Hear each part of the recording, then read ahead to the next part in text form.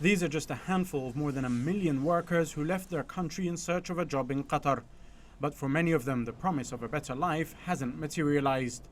Rudra Badur tells me he was knocked off scaffolding by a crane last July. He survived with an injury to his shoulder, but his colleague was killed. But it's not just at work where these men suffer.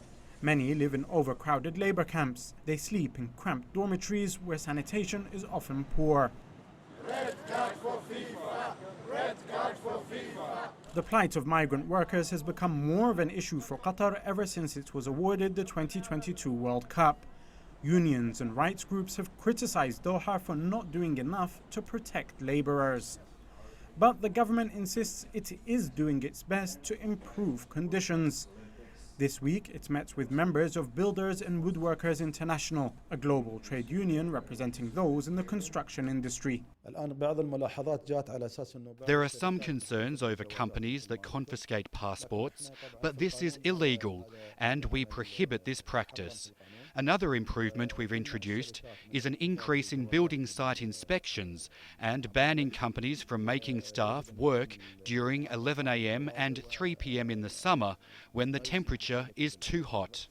For many of the migrant workers here, the risks associated with their working conditions are huge, but they take those risks because for them, Qatar provides employment and with that, a chance for a better life.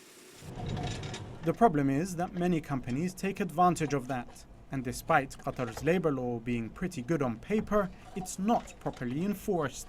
And that's what allows employers to overwork their staff, confiscate their passports, or even withhold their salaries. When it comes to health and safety, when it comes to long overtimes, underpayment, and these are the issues that can be resolved. It's important for the government to address this very quickly. They have to increase 3 times or 5 times their inspection. They have to create health and safety committee.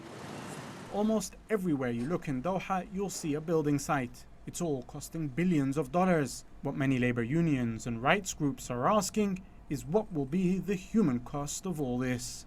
Jamal, el-Shayyal, Al Jazeera, Doha.